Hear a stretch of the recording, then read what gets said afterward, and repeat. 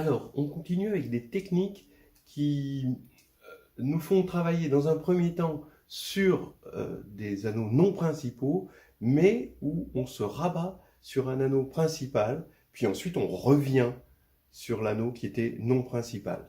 Hein, d'accord? C'est toujours une technique d'approximation où on cherche finalement à travailler dans l'objet le plus agréable, mais il y a un passeport.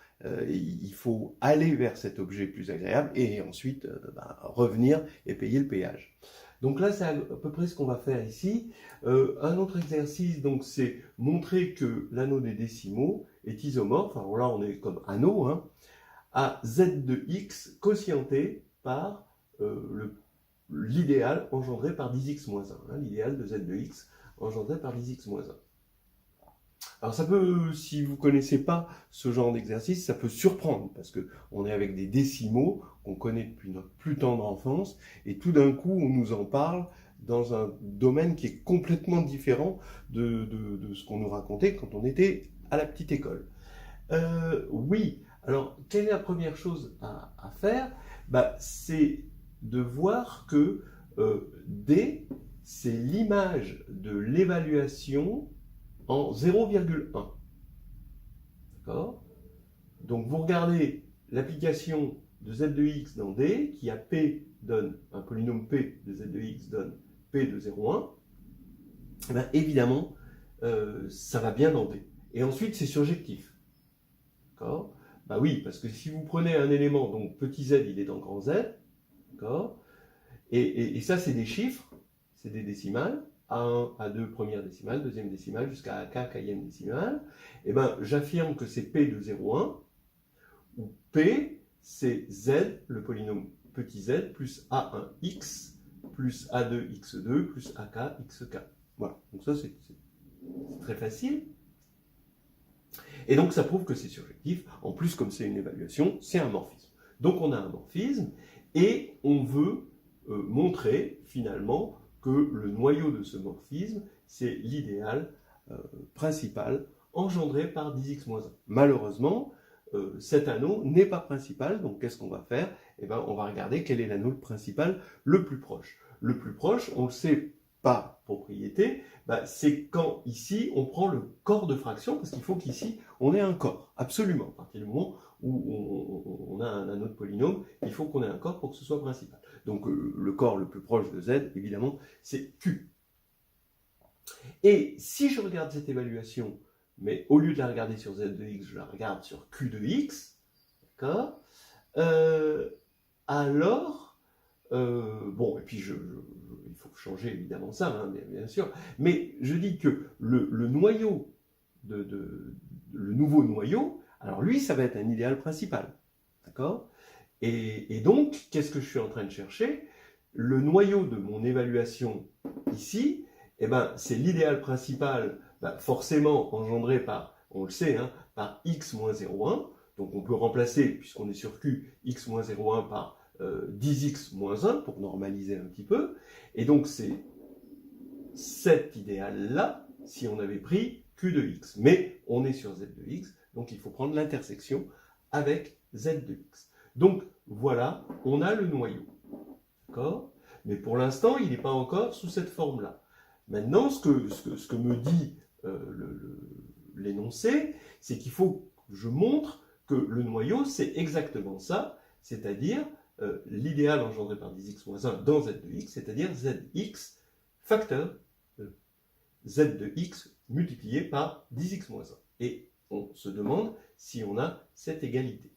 C'est là où il faut payer ce péage, d'accord? On est content, on était dans un anneau principal, maintenant, il faut retourner dans un anneau non principal. Et c'est là où on se sert du fait que z est factoriel et qu'on a dans un anneau factoriel la notion de contenu. Alors, d'abord, l'inégalité évidente, ça c'est évidemment dans z de x, ça c'est évidemment multiple de 10x-1 par q de x, évidemment, puisque ça l'est par z de x, donc ça c'est clair. Maintenant dans l'autre sens, ça veut dire qu'il faut que je prenne un polynôme ici p, donc dans l'autre sens de là vers là, il faut que je prenne un polynôme P, hein, qui soit à la fois dans Z de x, et qui se factorise en Q fois 10x moins 1, où Q est un polynôme de Q de x.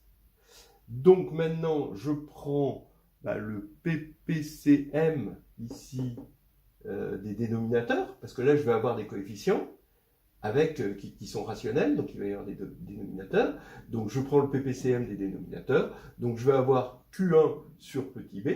Q1, ces coefficients, ils vont être dans Z maintenant, puisque j'ai mis tous les dénominateurs là, finalement dans B. Mais je veux que le contenu, c'est-à-dire le PGCD des coefficients, soit 1. Donc là, c'est pas encore gagné. C'est pas parce que j'ai divisé par le PPCM que maintenant Q1 va avoir un contenu égal à 1. Donc, je vais prendre le PGCD des coefficients de Q1, petit a, et je vais mettre en facteur.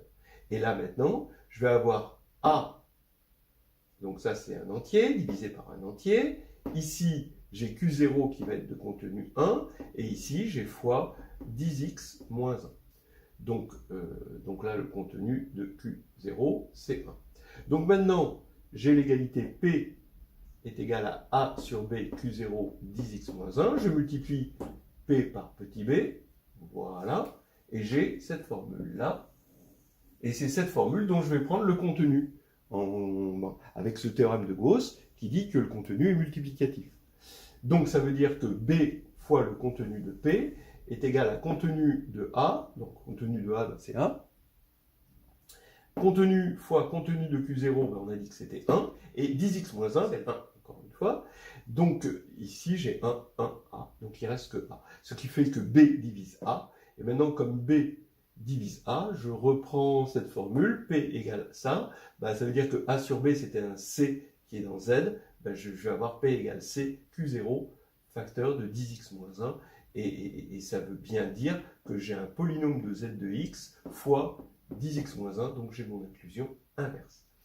Voilà. Et comme j'ai mon inclusion inverse, j'ai mon noyau et j'applique l'isomorphisme canonique entre l'image, on avait dit que c'était surjectif, et le quotient par le noyau. Voilà, c'est terminé. Un autre exercice que je trouve rigolo aussi, donc la question c'est d'écrire Z de I quotienté par l'idéal engendré par 3. Alors donc, on a un idéal principal, mais ici, on a un anneau principal. D'accord ? Mais pour le décrire, là, on est peut-être un peu gêné aux entournures. D'accord ? On regrette de ne pas être physicien, parce que si on était physicien, je pense qu'on le ferait d'une certaine manière. On l'écrirait, si on était physicien, on l'écrirait F3 de I. Voilà. Et donc ça fait F9. Voilà. Bon, d'accord, vous voyez. Surtout, il faut voir pourquoi c'est faux. Hein. Parce que I n'a rien à voir avec F3. Et c'est ça le piège. Mais en même temps, donc ça c'est le piège. C'est de faire coexister Z sur 3Z et I. 3 et I ne coexistent jamais. Hein, ils n'existent jamais ensemble. Hein, pas plus que Lucky Luke et Robin des Bois, hein, par exemple. Là, ça c'est faux. Mais par contre, ça peut donner une idée. Parce que les idées, ces idées un peu de physiciens, ou un bon physicien, mais de mauvais matheux, hein, peuvent être très fécondes, parce que c'est très rapide, hein, c'est très intuitif, mais c'est faux. Et après, une fois qu'on a dit une bêtise, on la corrige. Et comment corriger ça ? Eh bien, en fait, F3 va coexister non pas avec I, mais avec X, qui ensuite est évalué en I. Voilà, donc ça va être ça l'histoire. Donc regardez, je pars maintenant, ça veut dire qu'il faut que je parte de Z de X. Ça va être cet anneau de polynôme, ça va être l'anneau qui va avoir des propriétés de morphisme les plus fortes. quand on part de Z de I, on ne peut pas aller dans Z de X. Ça n'existe pas, un tel morphisme. Mais par contre, de Z de X vers Z de I, ça c'est possible. Ou Z de X et Z de I quotienté par 3, ça c'est possible. Il faut bien voir qu'on n'est pas dans les espaces vectoriels, on est dans un monde où les morphismes ont un sens, et il y a des objets qui ont des propriétés qu'on appelle universelles, et qui nous permettent d'obtenir des morphismes, mais il faut partir du bon objet. Et là, le bon objet, c'est Z de X, c'est le plus universel, parce qu'on a l'évaluation, on peut quotienter par ce qu'on veut. Donc ici, j'évalue en I, donc là j'ai un morphisme, vers Z de I, bon, qui va être surjectif. Puis, je regarde Z de I, quotienté par 3. Donc j'ai encore quelque chose de surjectif. Maintenant, je regarde son noyau. Bah, là, le noyau de ça, bah, je regarde l'antécédent de 0 ici. L'antécédent de 0, là, ici, c'est l'idéal engendré par 3. Et là, il faut rajouter x2 plus 1. Hein, puisqu'ici, le morphisme a pour noyau, ben, oui, l'idéal engendré par x2 plus 1. Ça se fait exactement comme dans cet exercice, hein, où au départ, on n'a pas un idéal principal, mais à la fin, on se ramène à un idéal principal et on s'en sort. Donc ça veut dire que le noyau de ce morphisme, c'est 3, l'idéal engendré par 3 et x2 plus 1. Un idéal qui, là, n'est pas principal pour le coup.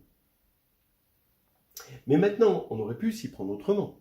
Je pars de z de x, et maintenant je commence par quotienter par 3, c'est-à-dire tous les coefficients du polynôme, je les quotiente par 3 pour me retrouver dans z sur 3z, ou f3 de x.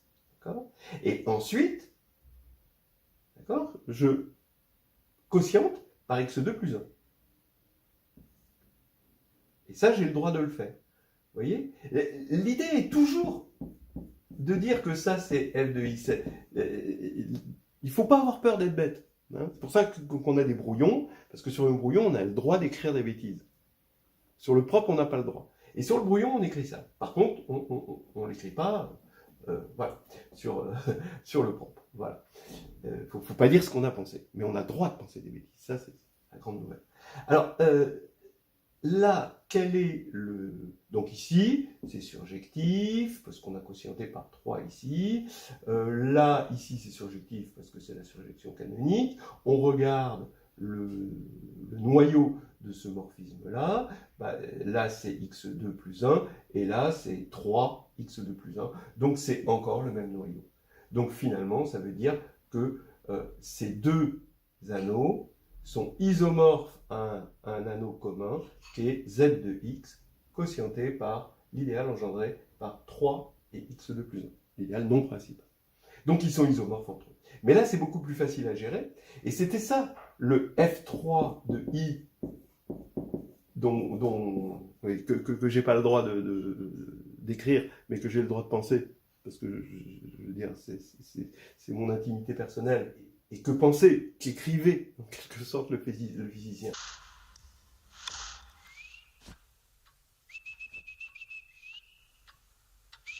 Donc ici c'est f3 de x quotienté par x2 plus 1. Donc maintenant, eh bien, si x2 plus 1 est irréductible, alors c'est un corps. Et comme c'est un corps de degré 2, d'accord, sur f3, c'est forcément par unicité f9. Voilà. Alors, maintenant, pourquoi ça c'est irréductible? Si c'était réductible, comme c'est de degré 2, comme dans l'exercice de tout à l'heure, alors il y aurait une racine. Donc, moins 1 serait un carré. Or, moins 1 n'est pas un carré. Soit vous le faites avec le symbole de Legendre, c'est comme vous voulez. Vous faites moins 1 puissance p moins 1 sur 2, avec p égale 3, donc ça fait moins 1 puissance 1, ça fait moins 1, donc c'est pas un carré. Soit carrément, bah, vous le dites... on voit bien que moins 1 est un carré, parce que le carré de f3, c'est uniquement 0 et 1. Bon. Donc, x2 plus 1 est bien irréductible, et donc c'est f9. Et donc là, la chose, c'est bien isomorphe à f9. Voilà, on a terminé l'exercice, et je tiens à m'excuser auprès des physiciens de leur avoir fait jouer le rôle de faire valoir.